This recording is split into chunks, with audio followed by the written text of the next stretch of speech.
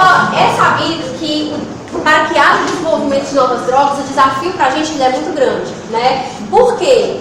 Nós temos uma imensa de pesquisadores, mas o número de pesquisadores que nós temos hoje em dia ainda não é suficiente para a gente poder ter um arsenal de fármacos que a gente precisa para diversas doenças. A gente pode falar disso em relação aos antibióticos, por exemplo. Por que isso? Por que em relação aos antibióticos?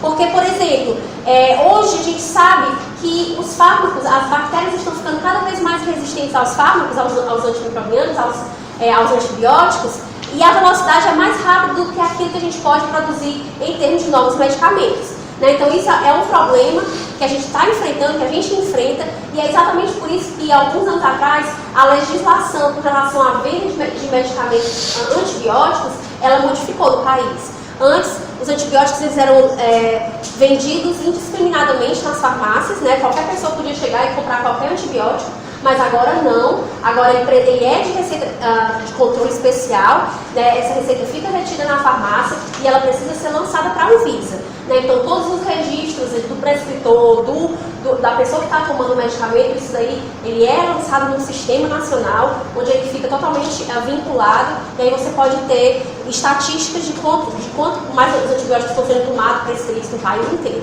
Né? Então, isso é uma maneira de controle, porque a gente está vendo que está uma dificuldade muito grande, realmente, de se produzir novos medicamentos, de conseguir encontrar novos fármacos para as bactérias que estão ficando muito resistentes aí hoje em dia.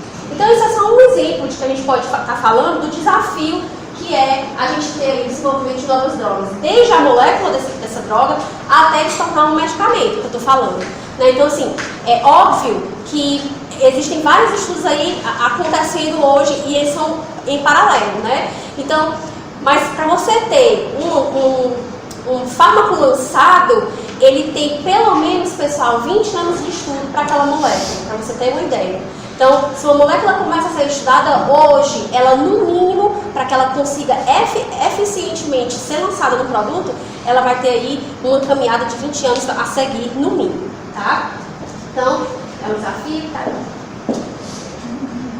Bom, então, existe essa necessidade, né, de desenvolver drogas que são eficazes, seguras, né, que leve aí a uma boa qualidade de vida para a população, que não tenha tantos efeitos colaterais, que isso também é um desafio, você ter fármacos que consigam ser eficazes e que eles tenham poucos efeitos adversos, ou que eles tenham tentado diminuir a maioria dos efeitos adversos que nós temos aí hoje em dia.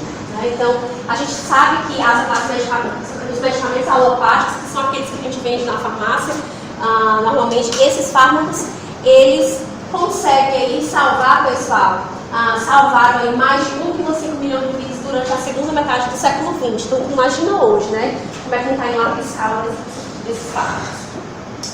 Então, a terapia no século XIX, ela era basicamente uma terapia originária de plantas, né? Então, os produtos naturais, eles eram os principais produtos utilizados para a terapia como medicamento. E a manipulação desses produtos naturais, ela era feita de um modo completamente empírico, né? Pelas comunidades locais. Só que esse tipo de uso, ele é importante, né? Ele é importante para a comunidade científica, porque se um produto natural ele é utilizado por muito tempo por uma determinada comunidade e essa comunidade consegue sobreviver a determinados tipos de condições, é porque provavelmente aquele produto natural ele realmente tem né? E eles se baseiam muito nisso, muito desse empirismo, para poder pegar esses produtos naturais e aí sim desenvolver estudos cientificamente corretos para que a gente possa saber se aquele produto, se aquela molécula, ela tem a eficácia necessária para ser desenvolvida num potencial medicamento, tá certo? Mas no século XIX isso era tudo meio que empírico, né? As próprias comunidades manipulavam os produtos naturais e utilizavam ali esses produtos naturais, tá? Totalmente sem controle. Mas aí, a partir do século XX, pessoal, a gente tem a linha do tempo em relação à pesquisa clínica como história. A gente tem logo a primeira, em 1928, a primeira historinha que a gente vai contar para vocês é a história da penicilina, que vocês já devem até conhecer. Alguém sabe me dizer como é a história da penicilina, Gustavo? O cara ligou esse celular e tinha um número. Cara, nome do cara. Bem, Yes. que homem. Ele deixou na fábrica de PET, aí deixou uns dias, quando voltou com a parte que estava contaminada pelas bactérias. E isso foi uma sorte que mudou seriamente.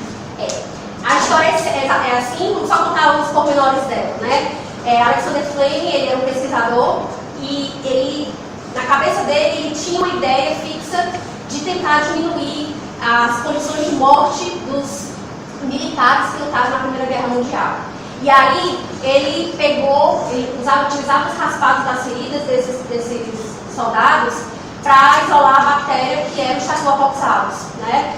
E aí ele tentava em placas de pedra utilizar diversos produtos para ver se conseguia matar aquelas bactérias que eram Staphylococcus aureus. Só que ele se sentia totalmente frustrado porque ele não conseguia de jeito nenhum nada que conseguisse diminuir o halo, né, ali daquela placa cheia, contaminada com Staphylococcus aureus. E teve um dia que ele pediu férias e irresponsavelmente não lavou as placas de pedra e deixou no laboratório. Uma delas ficou aberta, ou algumas delas ficaram abertas, e quando ele voltou, 2, 3 dias depois, ele percebeu que as placas que estavam abertas, elas estavam contaminadas com um bolor, né, com um fungo. E aí ele viu que aquele fungo, puramente observacional, né, ele viu que aquele fungo, em torno do fungo, não tinha crescimento de Staphylococcus aureus, não tinha crescimento das bactérias que ele estava cultivando. Isso aí acendeu a lanterna do pensamento dele, das ideias dele, mostrando que realmente alguma coisa daquele fungo, que ele depois isolou, que é o penicilino notato, né? Aquele fungo produzia alguma substância que impedia o crescimento das bactérias de Staphylococcus aureus. A partir daí, a gente teve a descoberta da penicilina, mas como você sabe, da descoberta de uma molécula até ela ser utilizada demora muitos anos. E daquele modo também não foi diferente. Da descoberta da penicilina em 1928, ela só teve o primeiro uso em ser humano na Segunda Guerra Mundial, tá? Na década de 40. Tá certo, pessoal? Muitos anos depois. Tá certo? E não foi o Alexander Fleming que isolou a penicilina em si. Foram outros pesquisadores que tomaram para si o conhecimento da molécula e passaram agora a produzir. E é exatamente isso que acontece na pesquisa. Enquanto um descobre, o outro consegue continuar a pesquisa dele, e assim a gente tem a continuidade dos processos. Tá? Bom, aí então em 1937, o uso da penicilina no primeiro soldado, né, lá na década de 40, salvou a vida do soldado, né? Mas a utilização de fármacos em seres humanos era totalmente sem regulamentação. Em 1937, por conta dessa falta de regulamentação, a gente teve a primeira tragédia, a tragédia chamada tragédia da sulfanilamida. Essa tragédia, ela estava relacionada, pessoal, isso era um antibiótico utilizado na época. A sulfanilamida, ela era utilizada, era um pó para suspensão, para ser administrado intramuscular, tá certo? Mas, como eram muitas crianças que utilizavam esse medicamento para o tratamento, a indústria farmacêutica ou o pesquisador na época, ele resolveu fazer um xarope. Só que ele teve ali um problema, porque a sulfanilamida, ela não conseguia ser dissolvida em água. Então ele teve que procurar um veículo em que a sulfanilamida conseguisse ser dissolvida, né, para ser suspendida ali em solução. E aí ele pegou o etilenoglicol, que é um veículo, só que ele, em concentrações elevadas com xarope, que era cerca de 72%, ele é extremamente tóxico e esse pesquisador não sabia e não tinha nenhuma regulamentação com relação à toxicidade de fármacos. E aí 600 frascos foram distribuídos para o tratamento e as pessoas começaram a morrer. Até que um médico conseguiu analisar e conseguiu associar as mortes ao uso da sulfanilamida e o laboratório ele foi então acionado para que recolhesse esses produtos, esses frascos, e realmente, quando foram ver a toxicidade dele em animais, eles matavam praticamente todos os animais no estudo. Extremamente tóxico para mamíferos. Né? Então foi a primeira tragédia e a partir dela houve a criação do Food and Drug Act dos Estados Unidos. Né? E aqui, pessoal, começou a exigir a investigação científica da segurança desses produtos antes deles serem comercializados. Só que, apesar de ter toda uma regulamentação em relação a ser utilizado em seres humanos, pesquisa de toxicidade, eles começaram realmente a fazer. Quem foram as cobaias? Prisioneiros. Eles utilizavam prisioneiros como cobaias e não pediam permissão a eles para fazer esses estudos. Né? E aí, pessoal, os prisioneiros eram utilizados e os produtos eram lançados aí sem nenhum embasamento científico, sem a permissão do paciente, e isso também não é uma coisa humanitária, né? Também não pode. Algo que foi que aconteceu, em 1947, foi criado o Código de Nuremberg para a pesquisa científica. O que é que dizia o Código de Nuremberg? Algumas cláusulas. O código, ele dizia que o consentimento ele deveria ser voluntário, tá certo? É imprescindível que a pessoa ela permita a participação dela, a inclusão dela no estudo. Tá? E a saída deve ser também totalmente de vontade do indivíduo. O experimento ele só poderia ser conduzido se ele realmente tivesse embasamento científico para que os resultados fossem vantajosos. Tá? Deveriam ter sido feitos baseados em estudos prévios em animais, por exemplo. Deveriam ser conduzidos de modo a evitar todo o sofrimento desnecessário ao indivíduo e não deveriam ser conduzidos se ele tivesse a mínima condição de causar ou morte ou invalidez permanente do indivíduo. Além disso, aqui colocado, por exemplo, o grau de risco devia ser aceitável, limitado ali pela importância do problema que o pesquisador queria resolver. Alguns cuidados deveriam ser tomados como proteger o participante do experimento de qualquer possibilidade de dano. O estudo deveria ser conduzido por profissionais, né, qualificados. Não é qualquer um que poderia simplesmente administrar um medicamento, teria que ser conduzido por pesquisadores, por médicos, por cientistas, tá certo? Enfermeiros, uma equipe de pesquisa, tá? O participante teria a liberdade de se retirar do experimento em qualquer etapa do processo, tá? E o pesquisador deve estar preparado, não importa quanto ele tenha gasto, não importa quanto investimento tenha sido feito no experimento, nos estudos, ele deve estar preparado para parar a pesquisa em qualquer etapa do processo, caso haja qualquer restrição dentro desse código, ou se cause qualquer morte ou invalidez permanente nos seus participantes. Bom, aí, mesmo todo esse cuidado, a gente começou a ter, em 1961, a gente teve a segunda tragédia, que foi a tragédia da talidomida. Né? Para quem não sabe, a talidomida é um analgésico potente, ela também tem uma ação antiemética e sedativa. Então esse fármaco ele era muito utilizado nessa década, na década de 60. Oi? Em relação à dose letal, foi estabelecida também no código, né? Ainda, a dose letal em relação, a gente está falando de estudos clínicos, né? Porque assim... Não, ali era vago, ali ainda estava meio que só mesmo um código que foi criado, mas aí depois as leis foram bem regulamentadas e segmentadas, cada lei rege uma coisa. A dose letal é mais recente? Oi? A dose letal. A dose letal, ela na verdade a gente nem utiliza mais hoje como dose letal propriamente dita, porque o que é mais importante é a dose eficaz média. Então, a dose letal, ela fica mais para os estudos pré-clínicos, para você iniciar o uso de uma substância.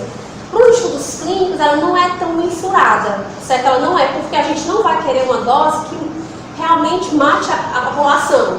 Então, o que eles fazem? Ela calcula a dose letal em estudo pré-clínico, mas ela deve ser totalmente distante da dose tóxica. A gente fala de dose tóxica. A dose tóxica para o ser humano não é a dose letal, certo? Dose letal é aquela que mata 50% da população.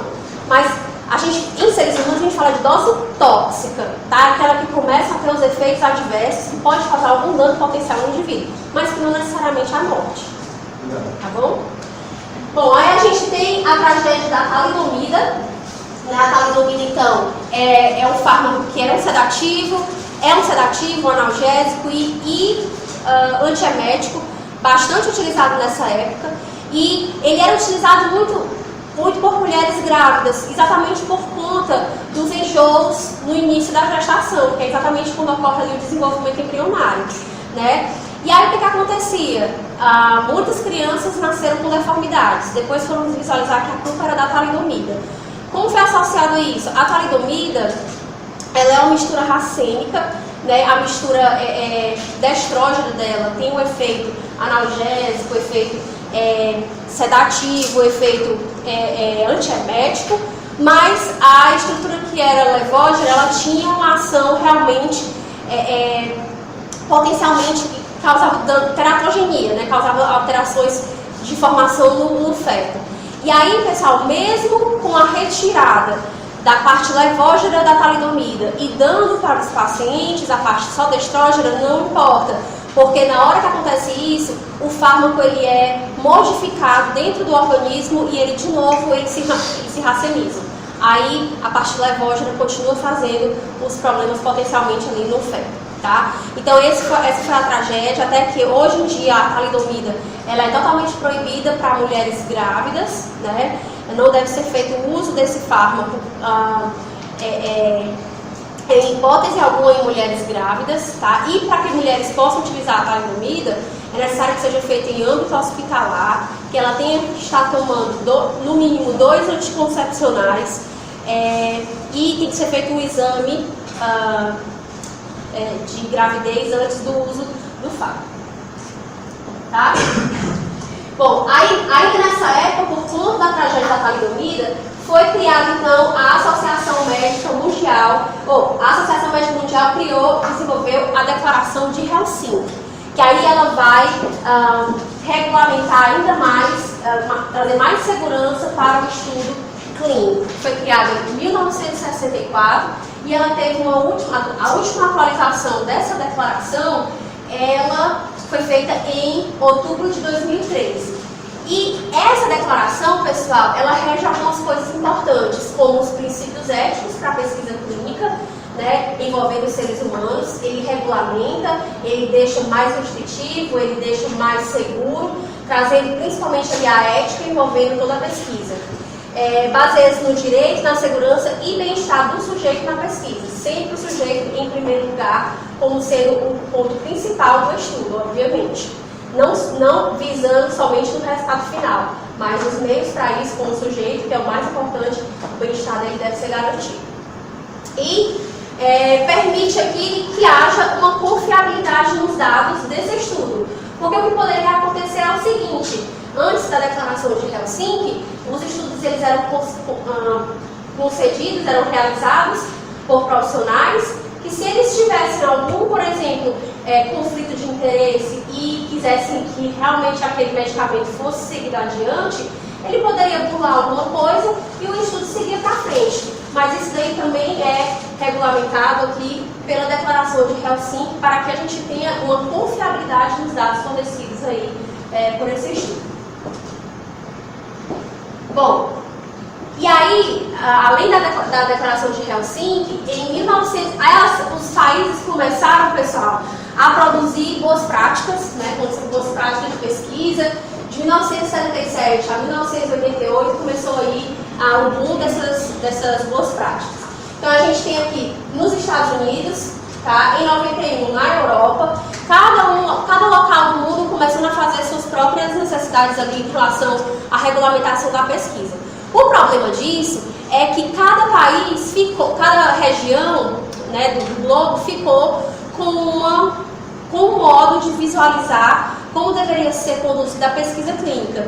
E aí, como é que eu vou regulamentar um fármaco nos Estados Unidos e esse fármaco pode ser utilizado no Japão, ou na União Europeia, ou na América do Sul, se as regras são diferentes, né? Então, por conta disso, eles desenvolveram, pessoal, a criação do Guia de Boas Práticas em 1996, que, numa conferência internacional de harmonização, eles forneceram um padrão unificado para o desenvolvimento dessas pesquisas clínicas, levando em consideração em 3 regiões distintas do globo, como os Estados Unidos, o Japão e a União Europeia, né, 3 partes do globo. Eles se reuniram e fizeram essa conferência, regulamentando a internacionalização da pesquisa científica em seres humanos. Tá certo? Então, a partir daí, fica uma coisa bem mais harmônica, bem mais organizada, internacionalizada, e aí a gente pode, se as boas práticas elas forem conduzidas dentro desses princípios, elas podem ser utilizadas internacionalmente, certo?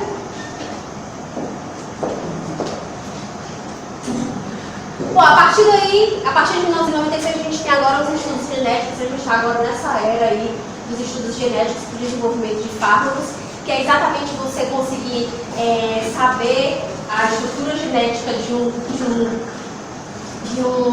constituinte do organismo e a partir dali você, por engenharia genética, produzir a molécula do fármaco em laboratório.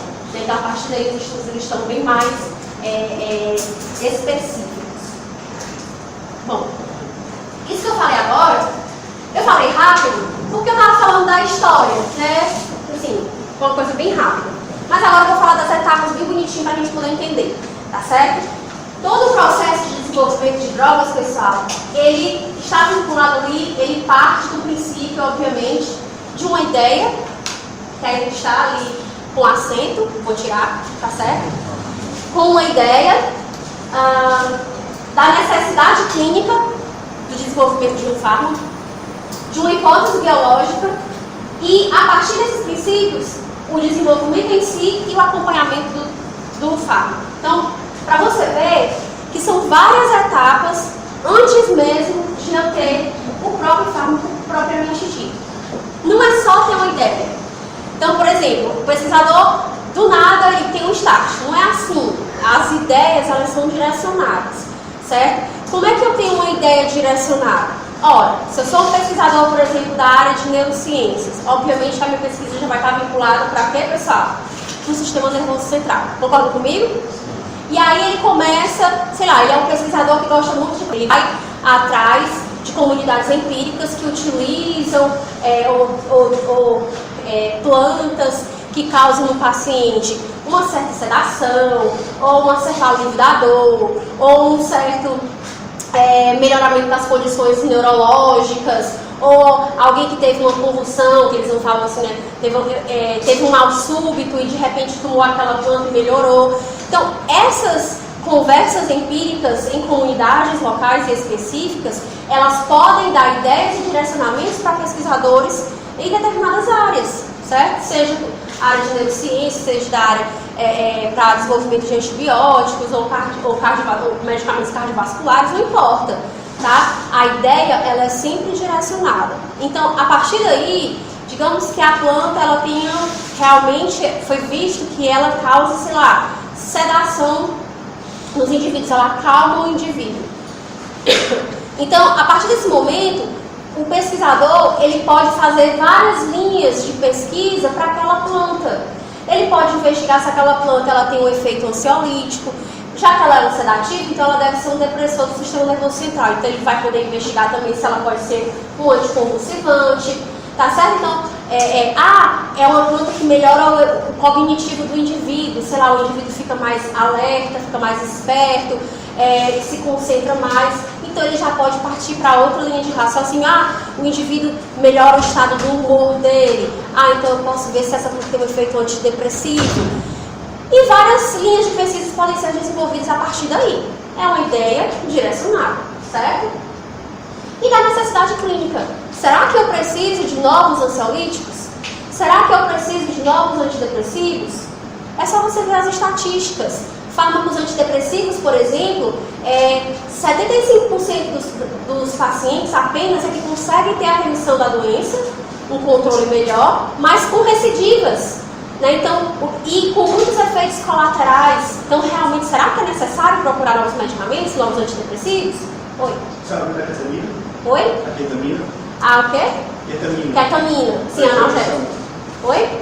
Vai ser usado como antidepressivo. A ketamina tem um efeito antidepressivo, mas o problema da ketamina é o problema com a dose. Que se o indivíduo aumentar a dose, ela causa anestesia, ela pode causar depressão respiratória e causar morte no indivíduo. Vai que esse indivíduo tenta se suicidar? Pois é, parece que vai ser usado também. Pronto. Então, assim, tudo tem que ser relacionado, né? Como a ketamina ela é um fármaco conhecido como causar, ele é um depressor do sistema nervoso central. mas ela tem um ótimo efeito antidepressivo, como que a gente vai associar isso daí? Né? Como que vai ser a venda desse medicamento? Porque vocês sabem que os pacientes depressivos, alguns deles têm tendências suicidas. Né? Pacientes depressivos, alguns deles têm tendências suicidas. Principalmente aqueles pacientes que têm transtorno bipolar. Né? Pacientes com transtorno bipolar têm uma tendência suicida maior do que os pacientes somente depressivos. Isso é visto clinicamente? Por quê? Porque o paciente deprimido, somente deprimido, ele não tem ânimo nem força praticamente para fazer nenhum ato. Já o paciente que tem transtorno bipolar, ele fica oscilando entre a depressão e o estado de mania. Então, num desses episódios, num desses súbitos dele do estado de mania, ele pode tentar cometer ali o suicídio, certo? Então, é importante desenvolver fármacos antidepressivos?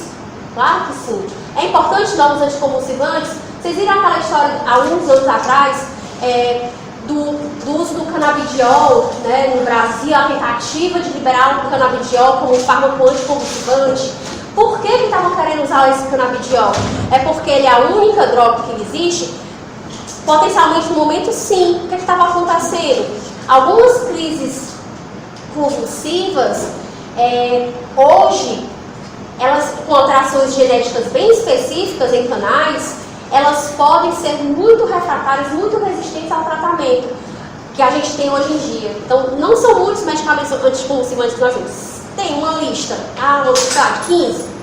Dentre eles, pessoal, alguns deles, ou a associação deles, não estavam efetivamente conseguindo diminuir as crises desses pacientes. E os indivíduos estavam tendo crises todo dia.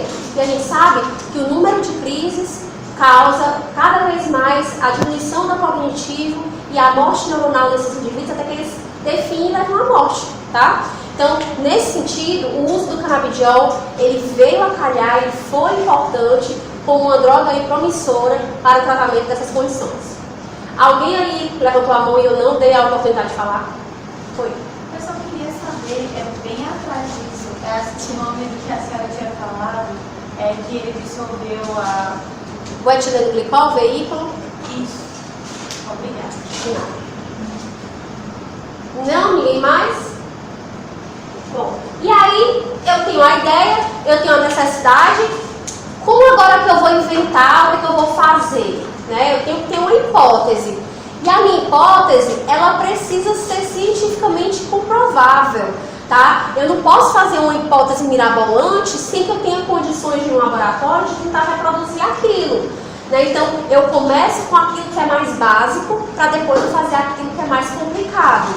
E aí a hipótese, ela precisa ter todo esse crescimento, essa construção em crescimento, para que a pesquisa, ela tenha um começo, um meio e um fim, para que eu possa concluir aquele meu objetivo, tá certo? Então, essa hipótese precisa ser bem embasada.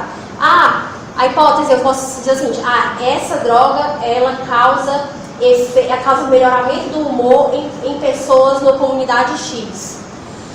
Então, eu vou pegar essa droga e vou utilizá-la em animais, em modelos utilizados para investigação de drogas antidepressivas, para saber se eu consigo ter alterações no comportamento desses animais e poder comparar com os efeitos que eu consigo ter humanos. Posso fazer isso? Simplesmente no laboratório, certo? Bem tranquilo, posso. Então, é uma hipótese simples, é uma hipótese que, se comprovada, eu posso partir para o próximo passo, para uma nova hipótese. Tá certo, pessoal? E dessa forma, os estudos são conduzidos assim de maneira organizada, sistemática, com começo, meio e fim, para que eu possa ter uma conclusão. E aí, pessoal, depois dessas hipóteses biológicas, se os estudos já estiverem bem avançados, cada pesquisador faz uma coisa, um termina num ponto, o outro começa no outro ponto, vai somando as pesquisas, vai publicando aí nos sites científicos, e cada pesquisador vai pegando um pouquinho do que cada um já fez. Pronto, a partir desse momento, eu já tenho uma gama de estudos que comprova, que mostra que realmente aquela molécula ela é eficaz. O que eu vou fazer com ela agora? Eu vou agora fazer um estudo em seres humanos para ver se dá certo. Então eu vou desenvolver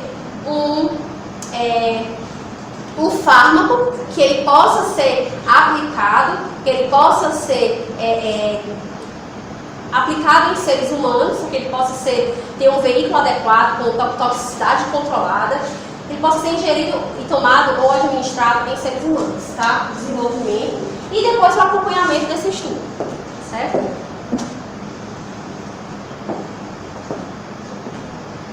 Para a primeira etapa, a gente tem a potência e a seletividade. A gente tem que é necessário que para uma molécula ela ser promissora, ela precisa, obviamente, ter um efeito. Depois disso, ela precisa ser potente o suficiente para que numa dose mínima necessária, eu já tenha o meu efeito terapêutico. Seja ele máximo ou seja ele até um determinado limite. Porque nem sempre eu vou ter fármacos agonistas plenos, certo, pessoal? Eu posso ter fármacos agonistas parciais. E como eu falei para vocês, eles são importantes. Lembram? Funcionam até, inclusive, meio como antagonistas, né?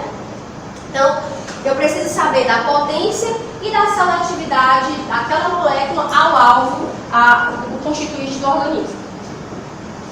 A pesquisa e o desenvolvimento de nova droga, ela envolve, pessoal, custos gigantescos, né? Em torno ali até de 800 milhões de dólares. Eu estou falando do começo do estudo até o desenvolvimento do fármaco.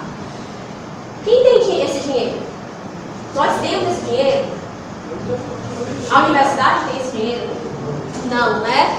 Quem tem o dinheiro, pessoal, quem é o detentor do dinheiro são as indústrias farmacêuticas, certo? São as indústrias farmacêuticas. Então, as parcerias público-privadas, elas são importantes para o desenvolvimento de patentes para o nosso país e o desenvolvimento de fármacos nacionais, né? É difícil acontecer? É difícil, mas elas são importantes. Principalmente porque as indústrias farmacêuticas aqui instaladas, a maioria delas são indústrias multinacionais, né, que elas utilizam o nosso mercado de trabalho, mas o dinheiro, todo o dinheiro vai para onde? Para fora. Então, o interessante seria que a gente tivesse realmente empresas nacionais, a gente tem alguns laboratórios nacionais, né, algumas empresas nacionais que elas pudessem fazer ali parcerias público-privadas para o desenvolvimento de novas drogas, fazendo união ali com alguns cientistas. O interessante disso, que é importante, é que os estudos eles precisam ser conduzidos de maneira ética, né? Por mais que o laboratório ele tenha total interesse em lançar o medicamento que ele está investindo dinheiro, é necessário que tenha outra contrapartida, que é o pesquisador não tem nenhum vínculo com ele, para que ele possa dizer, não, ele vai ou não vai. Porque se eu tiver somente o dono do dinheiro envolvido no negócio, ele vai sempre dizer que o resultado da pesquisa está positivo. Vocês entendem isso? Então é necessário que tenha os dois lados. Então, o tempo de pesquisa da droga, ela dura em torno de 20 anos, desde a descoberta da molécula até o desenvolvimento do fármaco. Bom, então tá aqui. A descoberta, a gente tem a identificação e a elucidação. Como a descoberta de drogas ela acontece? A partir da identificação e elucidação de um novo alvo, né, da farmacologia molecular. Nesse caso aqui, a gente tem um novo alvo, que eu digo, é um constituinte do organismo que ele seja capaz de modificar uma condição interna. Eu sei ali e eu elucido como é que é aquele alvo. Desenvolver um medicamento em laboratório para que ele caiba naquele constituinte e ele possa modificar a sua função.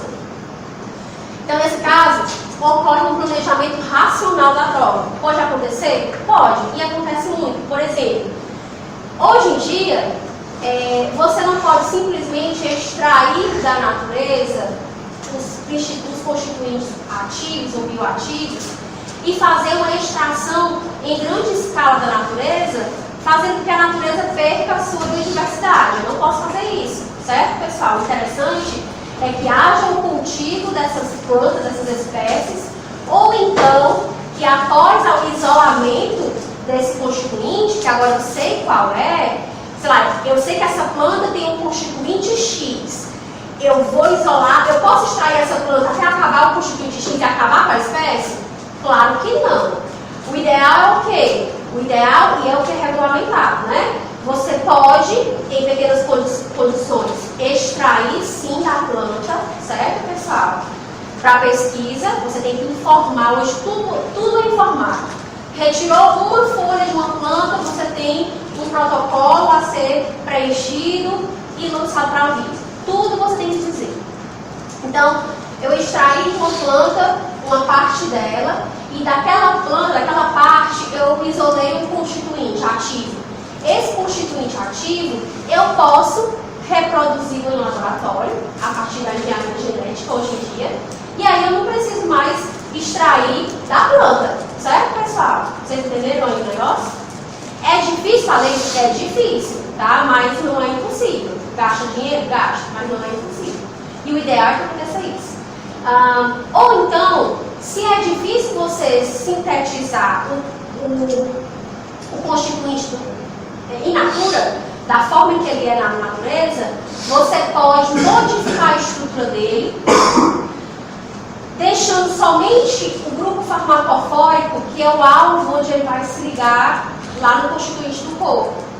Nesse caso, você não precisa reproduzir a molécula toda, você reproduz parte da molécula mudando a outra parte, vocês entendem? Sai mais barato, tá? E ainda tem um detalhe, você pode patentear essa substância, porque ela não é igual à substância isolada da planta. Então, as patentes, elas não podem ser feitas com os constituintes isolados naturais. Então, quando um pesquisador patenteia uma substância, porque ele modificou a substância e agora ela tem uma estrutura diferente, tá? Ela pode ter o mesmo grupo ativo, mas ela é uma estrutura diferente, certo? Modificação química de uma molécula conhecida, triagem, ou então a triagem de grande número de produtos naturais, tá? Que a biotecnologia faz isso, e clonagem utilizando genes para produzir peptídeos e proteínas maiores. É uma forma de você produzir a molécula em laboratório. Então, as etapas aqui. Uma vez que eu tenho a droga, pronto, eu já tenho a droga. Agora eu vou para os estudos. Certo? Agora a gente está no ponto para os estudos. Eu tenho a droga, eu preciso estudar aquela droga em vários níveis dentro do organismo. Em nível molecular, nas estruturas subcelulares, nas células, nos tecidos, órgãos, sistema e no organismo completo. Tá? Então, a pesquisa, ela passa desde a síntese ou a extração da substância ou desenvolvimento de uma substância. E aí a gente tem que para cada 10.000 substâncias produzidas, apenas uma consegue chegar a ser desenvolvida como fármaco por uma indústria farmacêutica. Para você ver o tanto de dinheiro que é investido e o tanto que é perdido. Né? Porque das 10.000 substâncias, somente uma ela consegue chegar a ser um medicamento, muito dinheiro foi perdido. Vocês concordam comigo? Como é que a indústria farmacêutica vai reaver esse dinheiro, pessoal? Como é? Não. Quem é que paga a conta? Nós. Como é que nós pagamos a conta? Quando a indústria farmacêutica lança o único medicamento no mercado, ela coloca um preço astronômico por 10 anos. Vocês já viram isso? Porque ela é detentora daquele medicamento que ela produz por 10 anos, sem quebrar a patente, é dela. Ela desenvolveu, ela lançou no mercado, ela tem todos os direitos. Então, por 10 anos, é uma corrida para vender. É uma corrida, literalmente uma corrida. Por quê? Porque ele precisa resgatar todo o dinheiro que ele investiu. E ele consegue. E os lucros são altíssimos. Tá? Depois desses 10 anos, a patente é quebrada.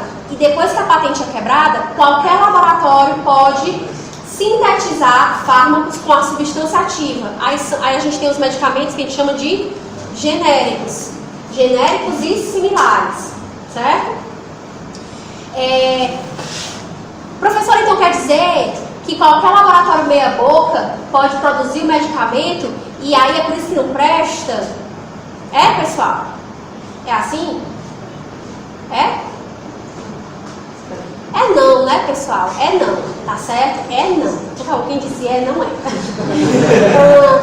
Os medicamentos, para serem produzidos, por exemplo, medicamento genérico, ele tem, inclusive... Vocês sabem o que é medicamento genérico, sabe, pessoal? O que é medicamento genérico? É o quê? A mesma situação relacionada ao medicamento de referência. E o similar, não? O similar pode ter diferença na cápsula ou na forma de absorção. O genérico, ele é um medicamento que ele simula todas as condições de produção do medicamento de referência, certo? Então a gente vai ter a mesma forma farmacêutica, a gente vai ter os mesmos insumos farmacêuticos, a gente vai ter a mesma dose, mas acontece que muitas vezes até a biodisponibilidade e a bioequivalência ela tem que ser semelhante, certo? Biodisponibilidade e bioequivalência tem que ser semelhante. O similar, por outro lado, ele tem o mesmo princípio ativo, mas como ele vai ter alguns insumos farmacêuticos diferentes ou a forma farmacêutica é diferente, esse similar, ele pode ter alterações na biodisponibilidade e bioequivalência do medicamento. Não significa dizer que ele não faz efeito, não, ele faz efeito, só que ele pode ter um tempo de efeito maior ou menor do que o outro. Vocês entendem? Sim ou não? Sim. Bom, e aí, voltando pra cá, né? Essas 10 mil substâncias que estão aí tentando desenvolver fármacos com elas, a gente vai precisar fazer o estudo em homogenados, ou seja, em níveis aqui de cultura de células, então em nível de estrutura intracelular, certo? De organelas. A gente vai também ver o estudo em cultura de células, então como é que se comporta aquela substância em cultura de células, por exemplo. Isso é importante para quê? Por que ele não parte logo para os animais? Por quê, pessoal? Por que será que eu preciso ver em isolados celulares primeiro? Por que é interessante isso? Vocês sabem? Saber a ação local. Também. Mas sabe para que é?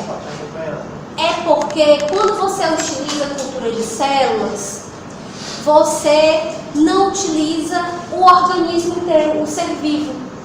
Vocês entenderam? O ser vivo, o ratinho. Você vai diminuir o número de animais que você vai utilizar numa pesquisa. Então você primeiro vê se aquela droga ela tem uma eficácia dentro de uma célula.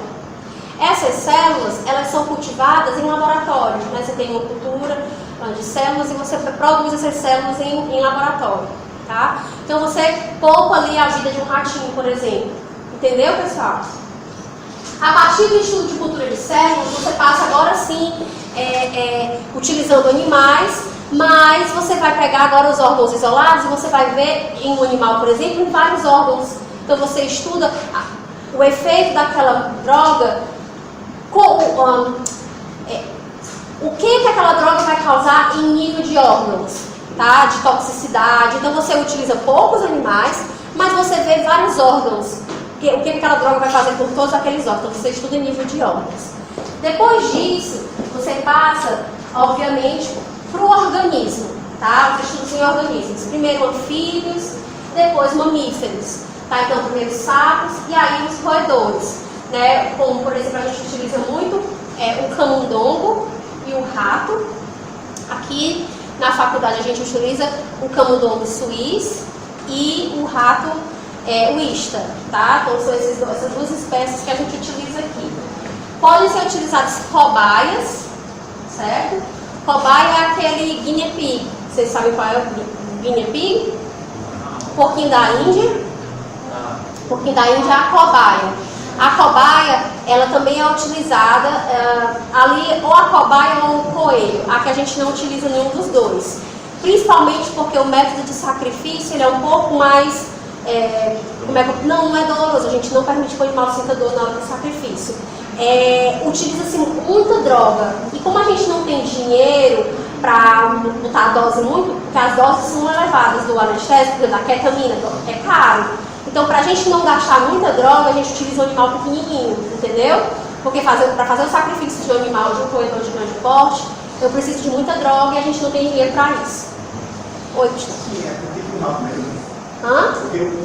Porque a reprodução é rápida, porque a gente pode fazer o controle deles em um biotério, porque a sustentabilidade de biotérios de roedores ela é muito mais viável do que de vedouras com cachorros, por exemplo. Então a gente inicia com roedores, Por conta disso, por conta de viabilidade financeira e por conta de reprodutibilidade dos experimentos com relação à reprodução do próprio roedor, porque ele tem um ciclo de vida curto.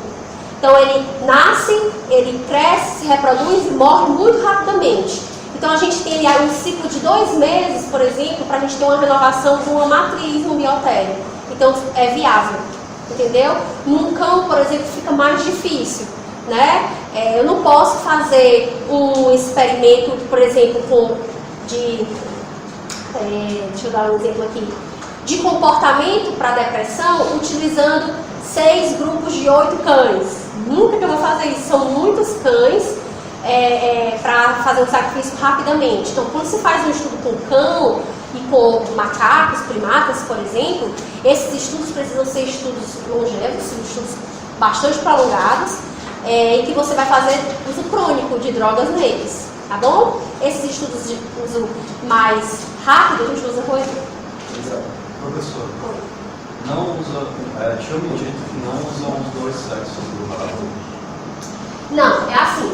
Quando você vai fazer um projeto de pesquisa, você precisa escolher qual é o sexo do animal que você vai utilizar. Porque dentro da caixinha nós não podemos colocar machos e fêmeas.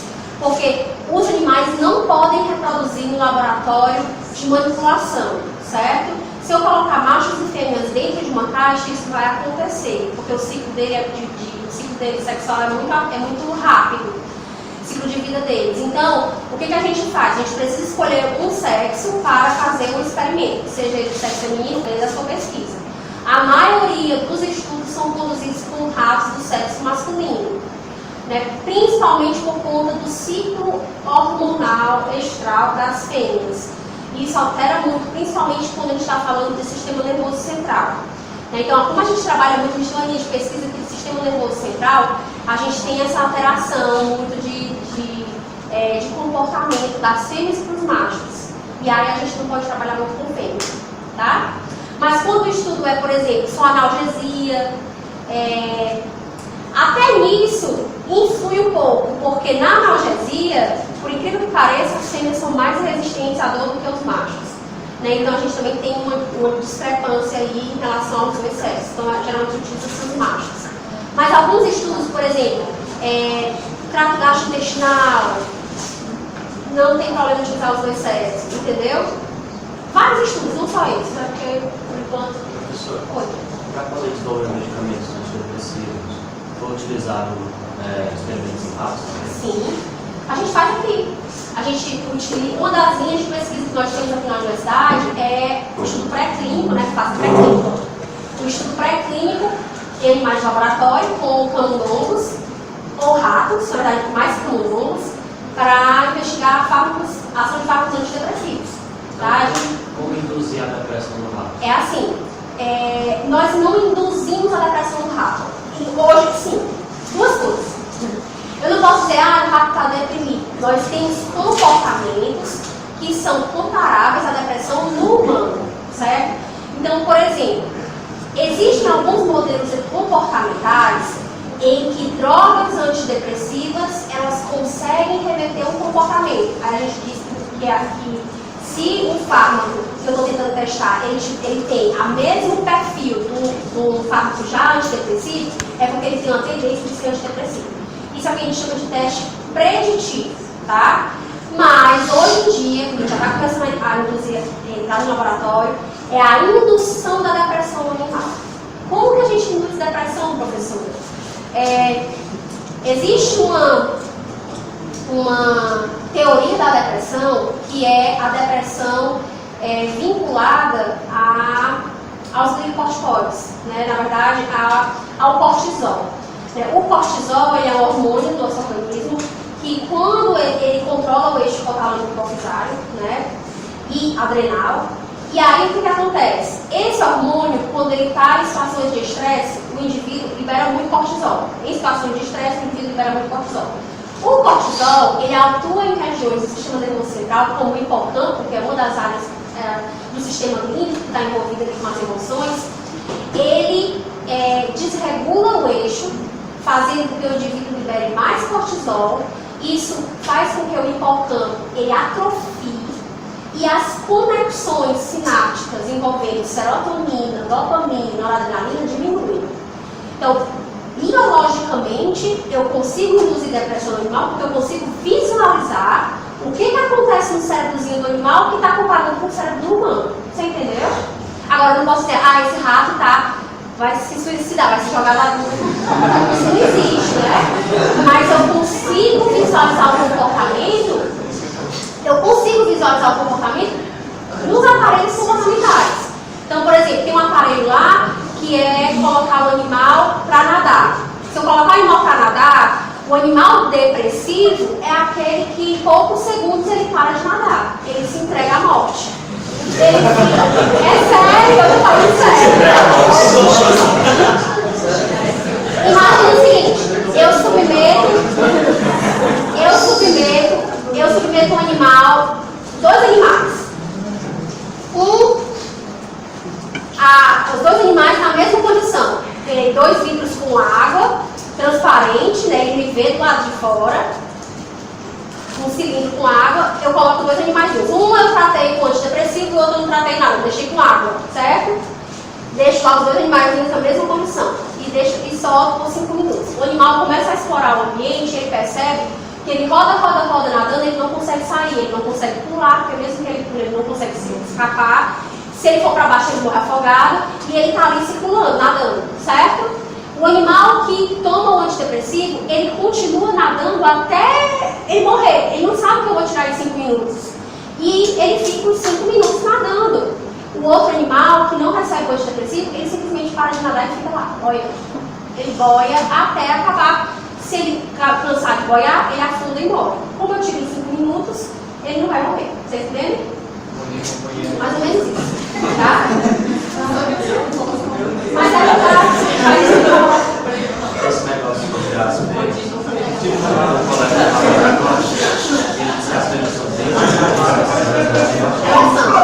Elas são mais agrícolas, parte do ciclo astral. E os machos não, ele não disse que os machos não são de novo. são 2.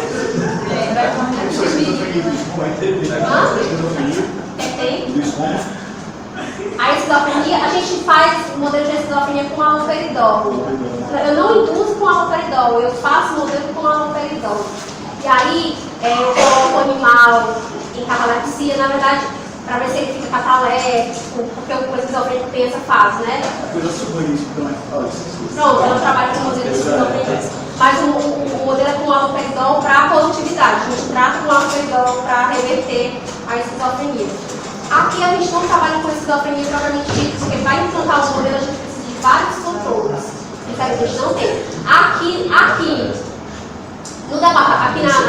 FAMED, a gente trabalha muito com Parkinson, ansiedade, depressão e convulsão. São as 4 linhas que a gente trabalha aqui.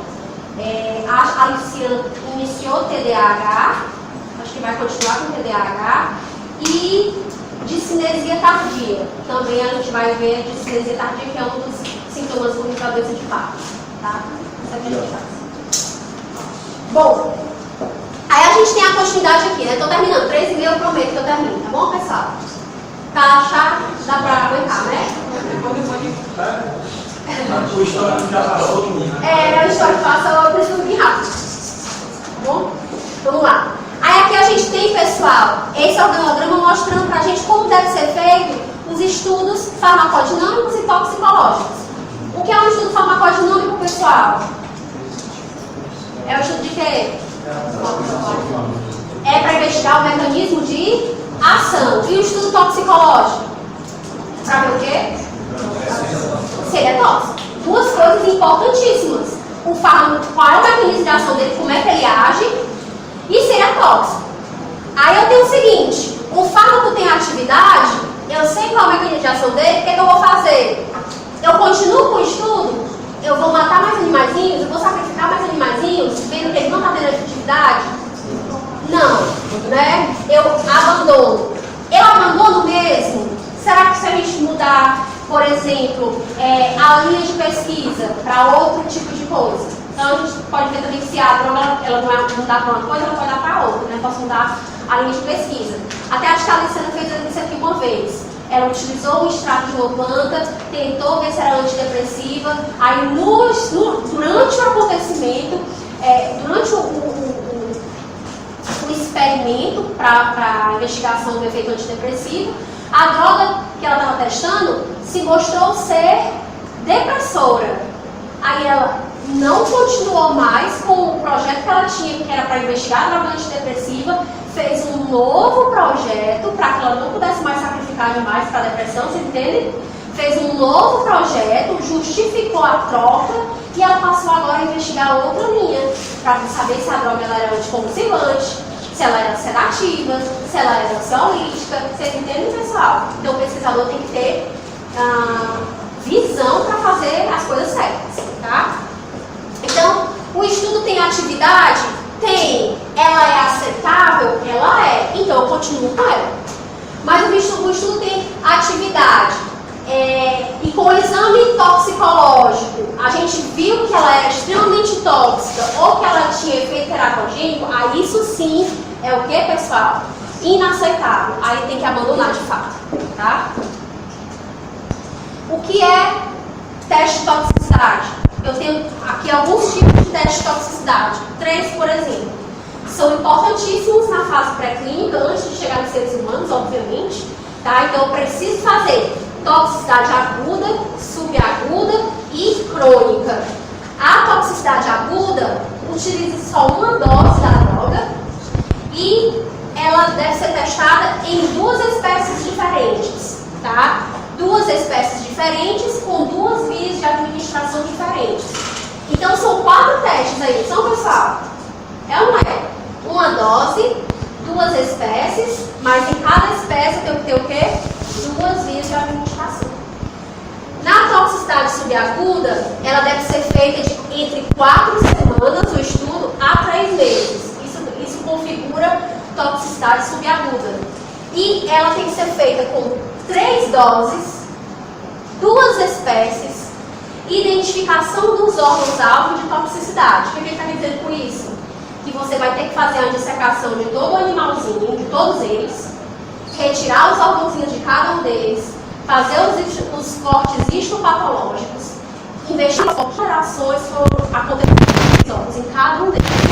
Então já é um estudo bem mais aprimorado, tá? E a toxicidade crônica, de 6 meses a mais de tratamento, né? Espécies de roedores e não roedores, não pode ser só roedor, tem que ser roedor e não roedor. Aí nesse caso aqui, ou o cachorro ou o primata, né? Geralmente o cachorro, né? O cão. E 3 doses. Para você ver, então, o estudo com cão, somente se for uma coisa que leve o que, pessoal? 6 meses ou mais. Nesse caso aqui, a gente não tem como fazer com roedores de pequeno porte, porque o ciclo de vida deles se extingue antes disso. Então teria que ser com um coelho ou com uma cobaia, tá? E o efeito aqui sobre o desenvolvimento reprodutivo, tá? Se isso vai interferir com a reprodução do animal, se o animal deixa de reproduzir, se ocorrer alterações genéticas nos embriões ou nos ratinhos que nasceram, tá certo, pessoal? Então, os efeitos congênitos, tudo isso tem que ser visualizado nesses estudos de toxicidade. Como você consegue fazer isso se eles são isolados dos sexo oposto?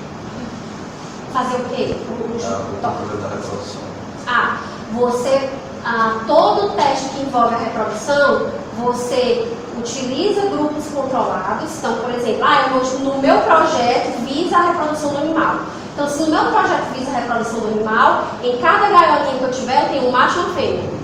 Certo? Então, aquilo ali é o meu grupo. Aí, são os meus 2 animais daquele grupo. Então, meu outro grupo, em outra caixinha, eu vou ter um macho e uma fêmea. Então, isso aí forma um grupo no seu estudo, é diferente. Tá? Na maioria dos estudos, você não envolve reprodução, você não bota os animais juntos. Mas alguns precisam, porque você vai ver reprodução, certo? Mas tudo é controlado. Então, em cada gaiolinha, só o macho e a fêmea. Porque o que nascer ali é daquele par. Entendeu? Então, o potencial carcinogênico, ele deve ser feito em 2 anos de estudo, com 2 espécies diferentes, para ver o potencial mutagênico, ver a estabilidade gênica ali, DNA de cada daquelas espécies. Tá? para o teste de toxicologia, não é só saber se é tóxico. Ah, causou alteração no fígado. Ah, causou alteração no pulmão. Não. Se causou qualquer alteração visual no corte histopatológico, você vai ter que descobrir qual é o mecanismo de ação toxicológica. Então, como que a droga causa aquilo?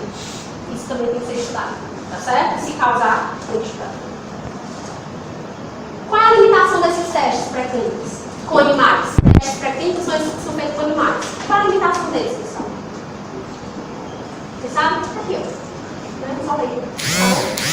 Então, as principais são essas. Os testes, eles são demorados, são dispendiosos, principalmente demandam tempo do pesquisador para você controlar muitos animais. Isso também é um viés, é muito difícil. É necessário um grande número de animais para você conseguir visualizar todos esses efeitos. Então, muitos animais são utilizados nessa pesquisa. A extrapolação dos dados de toxicidade de uma espécie de um mamífero inferior para um ser humano é totalmente diferente. Então, a extrapolação desses dados ela é muito subjetiva, tá? Fica difícil, não é confiável. E é pouco provável a detecção de efeitos adversos raros. Ou seja, efeitos idiosincráticos, efeitos que são raros a acontecer, é difícil você ver no animal, não tem como. Quando é que a gente visualiza efeito adverso raro? Quando o medicamento já foi lançado no mercado, ele está com 5 anos lançado no mercado, surgiu um problema.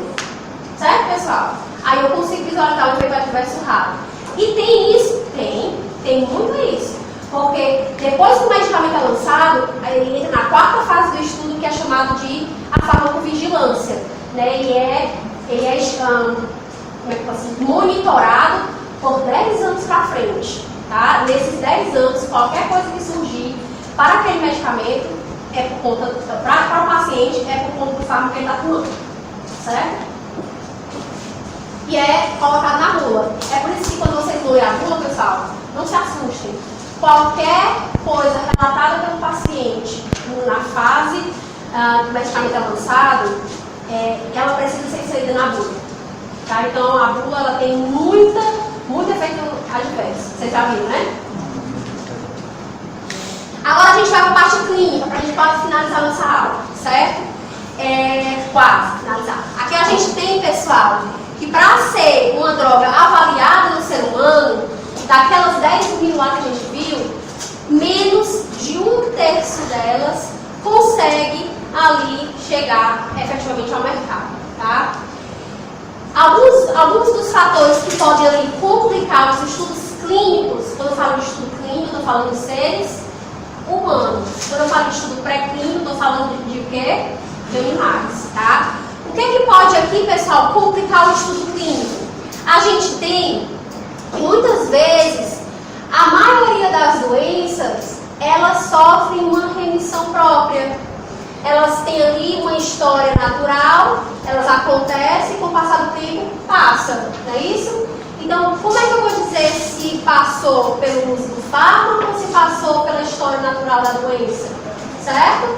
Então, algumas doenças elas têm essa história natural, isso dificulta um pouco os estudos. A presença de comorbidades, outras doenças associadas, obviamente, e fatores de risco, né? O indivíduo tem diabetes, eu estou fazendo estudo para hipertensão, mas o indivíduo é diabético. Complicado, né? Mas isso atrapalha um pouco o estudo. Tendenciosidade dos pacientes e dos observantes. Isso daqui é o ser humano, né, pessoal? A tendenciosidade do estudo. Como que a gente evita a tendenciosidade? Eu sou um ser humano que estou fazendo parte do estudo clínico. Eu fui voluntário. Eu entrei no prédio de pesquisa, eu assinei um termo que eu estou lá fazendo parte de uma pesquisa, vou receber um medicamento que ninguém sabe o que é, vou tomar esse negócio aí, tá certo? Por conta própria. E aí quando eu tomo, aí eu digo, eita, acho que estou sentindo dor de barriga. Ixi, dor de cabeça, ó. Dor de cabeça, com certeza dor de cabeça. Não, eu tô com náusea, tô enjoada. Esse negócio me fez bem. Eu começo começar a somatizar um monte de coisas na minha cabeça por conta que eu acho que é o fármaco. E aí eu, que sou pesquisador, vou ter que anotar todas elas. Vocês entenderam? Infelizmente, vou ter que anotar. Porque eu não sou o paciente, eu estou ali só para visualizar. Ah, tá sentindo isso? Vou ter que anotar. Tá certo? Então, a tendenciosidade dos pacientes e dos observantes. Quem são os observantes? Quem está conduzindo a pesquisa. Professores também podem ser tendenciosos. Todo mundo pode ser tendencioso, né, pessoal? Isso faz parte. Isso vai melhorar alguma coisa para ele. Concordam comigo? Qualquer ser humano pode ser tendencioso, não é isso? Sei lá, vai que ele pega ali aleatoriamente, não, eu acho que aquela mulher ali, vou botar nesse grupo aqui, porque esse grupo vai tomar o remédio. E esse daqui vai pra lá, vai tomar o placebo. Eu posso fazer isso? Não, tá errado, tem que ser aleatório, tá entendendo? Mas ele tá fazendo uma tendenciosidade? Tá ou não tá? Tá, ele tá sendo tendencioso. Como é que eu evito isso? Tem como evitar. Como é que a gente evita? Duplo cego. Exatamente. Existe um estudo, pessoal. Aqui, ó, planos de estudo de simples cego e duplo cego. O que é o simples cego? O simples cego é que os grupos, tem o grupo A e o grupo B. O grupo A vai tomar o medicamento e o grupo B vai tomar o placebo. O que é o placebo? Placebo é um medicamento que não tem princípio ativo. Ele é uma forma farmacêutica igual ao do medicamento normal, né? A olho nu, ele é idêntico, mas ele não tem princípio ativo dentro dele. Ele tem corantes, ele tem os conservantes, mas ele não tem o princípio ativo. E aí o indivíduo toma e acha que ficou bom da doença, né? Então é só o ato de você dar para ele, o psicológico dele acha que ele já está bom. Então o efeito placebo ele acontece de verdade, tá certo? Então, a resposta placebo de 20 a 40 pessoas dos pacientes, em quase todos os estudos, ela é positiva. Tá? E a toxicidade do placebo, o que é que o paciente relata quando toma o placebo? Ah, eu estou com dor de estômago. Ah, eu estou com insônia, não consegui dormir de jeito nenhum. Ah, eu dormi muito. Ah, eu fiquei com dor de barriga. Ah, me deu diarreia. Acontece muito, me deu vontade de vomitar. São efeitos que as pessoas falam em relação ao uso do placebo. Mas como é que eu faço aqui para evitar aquela tendenciosidade? 2 estudos são importantes. Vocês vão dizer qual que eu evito mais. O primeiro estudo é aquele em que eu, pesquisador, eu sei que a substância A é o fármaco e a substância B é o placebo, certo? Mas a plateia não sabe. Então é simples cego. A plateia não sabe, mas o pesquisador sabe. Beleza? O duplo cego, nem a plateia, ou seja, nem os participantes, nem o pesquisador que está conduzindo o estudo, ele sabe qual dos fármacos é a droga verdadeira. Como é que é isso, professor? Simples assim. A pessoa que está conduzindo o estudo, ela recebe do laboratório 2 envelopes, um contém A, o outro contém B, e ele não sabe o que é A e o que é B, certo? Ele só vai dividir 2 grupos em A e B e vai conduzir o estudo e anotar o que cada um sentiu. Depois ele pega o resultado e entrega para o laboratório, para o chefe da pesquisa, e o chefe da pesquisa é que vai saber ali fazer os dados estatísticos, tá certo? Beleza? Qual dos 2 aqui tá mais? Tá? Só para a gente falar, só para finalizar, são 4 fases de estudo clínico, tá? Para o medicamento começar a ser lançado no mercado. Aí você fala do tempo. Até agora, eu falei dos ensaios pré-clínicos, de uns 10 anos, certo? Vamos agora para a fase clínica. Digamos que o medicamento chegou agora para ser usado em seres humanos. Vai para a primeira fase do estudo clínico. Na fase 1, o estudo deve utilizar voluntários sadios. Aqui a gente tem entre 20 e 100 participantes, certo? O estudo aqui com 20 ou até 100 participantes. Deve ser feito o estudo dose-resposta. Então, a curva de dose-resposta do medicamento que a gente estudou lá naquela aula, vocês lembram aquela curvazinha? Ela deve ser determinada nesse estudo, a curva de dose-resposta.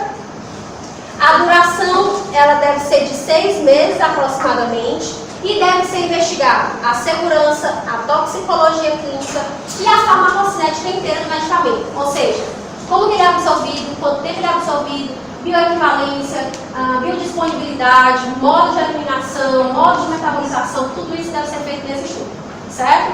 Ele dura aqui mais ou menos 6 meses. Aí o fármaco passa para a fase 2.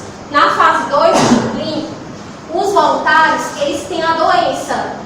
A doença que eu estou tentando investigar, eles já têm a doença, certo? Então eu já conheço a toxicidade, eu já sei a eficácia, eu já sei que ele é seguro, eu já sei a dose resposta, eu já sei qual é a dose eficaz dele, já sei qual é a dose tóxica dele, já sei tudo.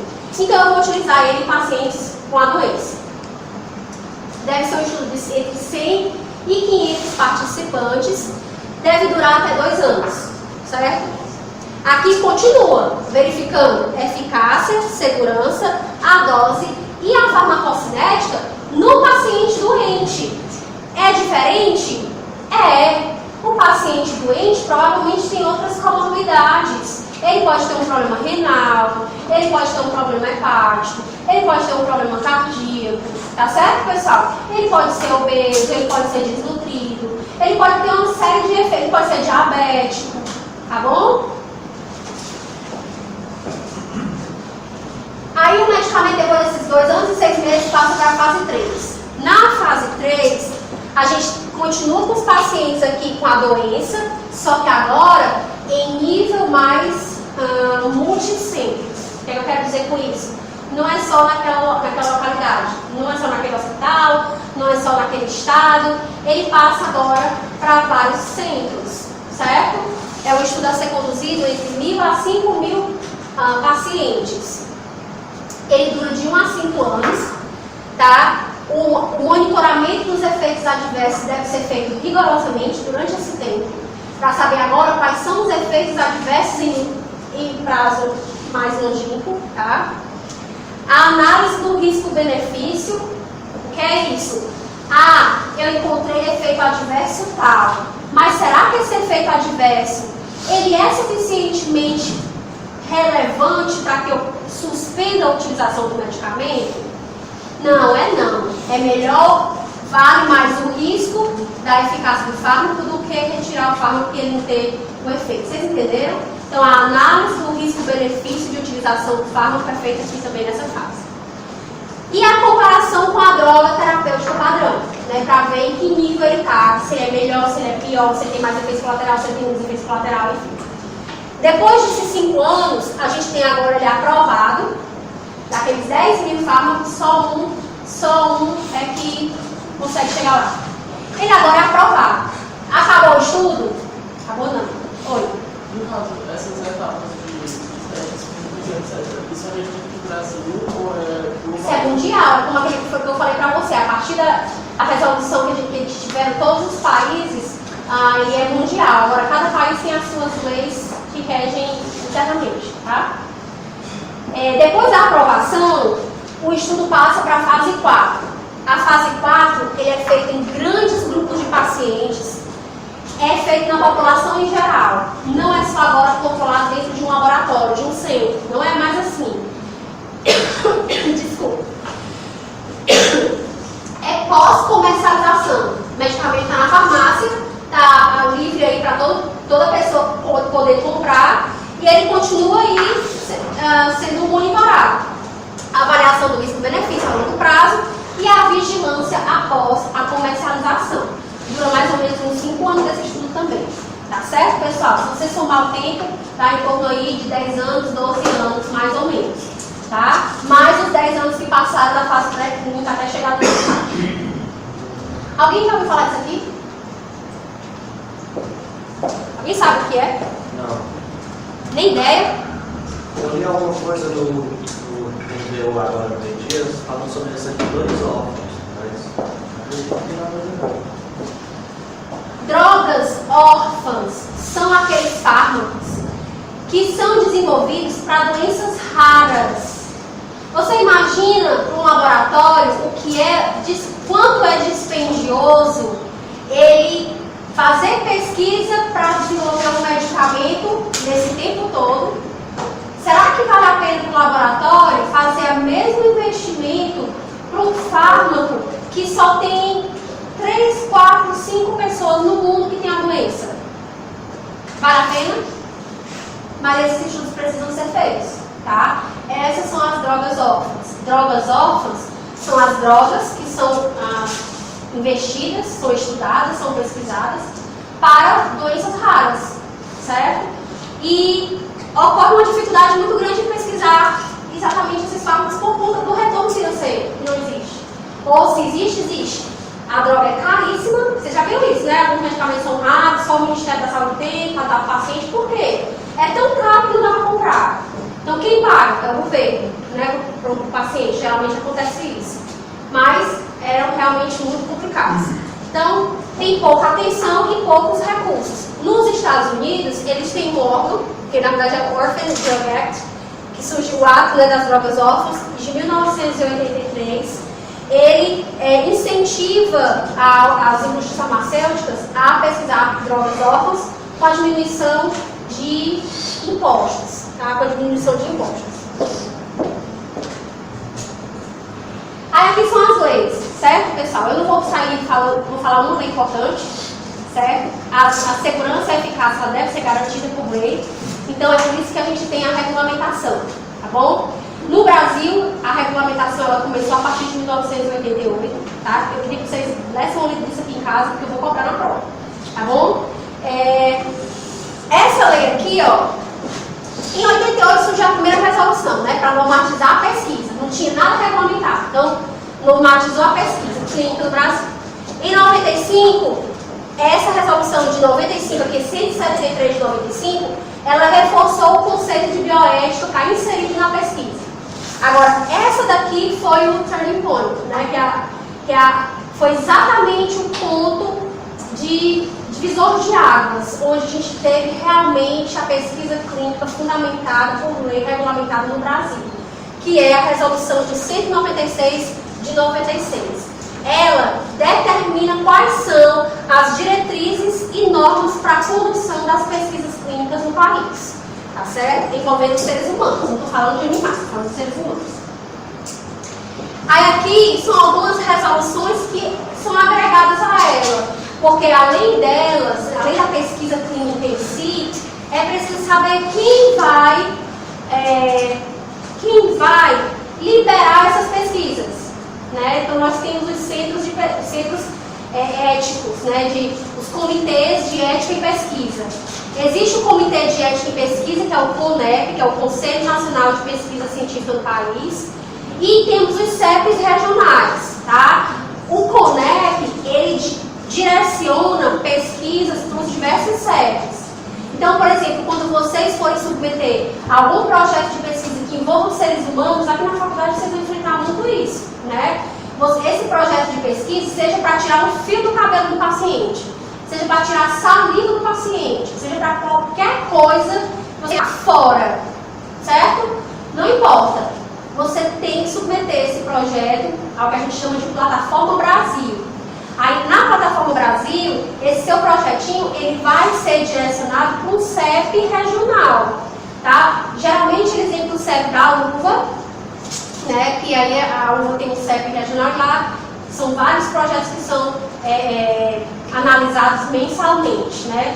E todos os conselheiros, todas as pessoas que fazem parte do CEP, eles são voluntários, são professores, são pesquisadores, são pessoas da comunidade. Um grupo tem que ser formado de várias pessoas, certo? Então, homens, mulheres, tantos homens, tantas mulheres, professores, pesquisadores, pessoas da comunidade, pessoas ativistas, de todo jeito que você tem gente do conselho, certo, pessoal? E é isso, tá? Aqui, resoluções. Leiam as resoluções que eu vou cobrar na prova. E como é que esses estudos, então, são... Como é que a gente sabe? Estou finalizando. Prometo, ó. 3,5. Você não vai ter quantas questões na prova, hein? 30, 40. A prova, ela tem em média 20 questões de marcar, né? Porque isso envolve farmacocinética, farmacodinâmica, isso aqui, fórmulas farmacêuticas. Então, tem várias questões na prova. Não necessariamente. Isso é só de marcar em média 20, tá? Certo? Aí eu faço a prova de grade PEN, né? Sabe o grade PEN? Grade PEN. Deixa eu terminando, é a última slide. Aqui, ó. Publicações periódicas. Aqui é o seguinte, pessoal. Toda pesquisa, ela deve ser divulgada. Toda pesquisa deve ser divulgada. Não adianta o pesquisador fazer uma pesquisa maravilhosa e engavetar. Ninguém vai saber. Então é por isso que nós temos os periódicos, né? São revistas indexadas, conceituadas, com referências que vão julgar o trabalho. Né? Então eles vão ver o trabalho, esse trabalho realmente é pertinente. E ele permite a publicação. Essa publicação tem várias escalas de revistas. Revistas com qualis, qualis é o que mede a qualidade da revista. Então são vários níveis aí de qualidade de revista. Conceitos qualis A1, A2, B1, B2, B3, C e revistas sem qualis. Obviamente o A1 é o nível mais elevado e o C é o nível mais baixo, certo, pessoal? E abaixo do C são revistas sem qualis. A revista para ter qualis, ela precisa ter muita divulgação e ela precisa ter muita citação. Então, por exemplo, eu publiquei meu trabalho numa revista de conceito B2. Aí, uma pessoa viu meu trabalho na internet e citou o meu trabalho no trabalho que ela escreveu. Aí ela escreve o trabalho e coloca o meu trabalho como referência. Aí o meu trabalho não é de uma revista, quanto mais citações alguém fizer do meu trabalho, mais aquela revista ganha conceito. Vocês entendem? E aí vai melhorando o conceito e assim as pesquisas são divulgadas. Tá bom, pessoal? Bom, dúvida? Mostra a chave. Vou mostrar. A chave é a seguinte: é o assédio das indústrias farmacêuticas sobre os médicos. Vamos lá. Doutor, estou com dor de cabeça, mas eu tenho um remédio ótimo que saiu aqui. Aí o representante lá do laboratório joga em cima da mesa do médico um monte de remédio, fala maravilhas daquele remédio, dá um monte de amostra grátis para ele sair distribuindo para os pacientes. Né? Isso é um assédio muito grande que existe hoje em dia, que o que a gente precisa evitar é que o médico se iluda ou seja manipulado de alguma forma pelos representantes aí de indústrias farmacêuticas, que ele possa ter, por experiência própria dele, de vivência clínica, a indicação dos melhores fármacos para os seus pacientes. Entendeu, pessoal? Às vezes eles tentam até comprar médicos, né?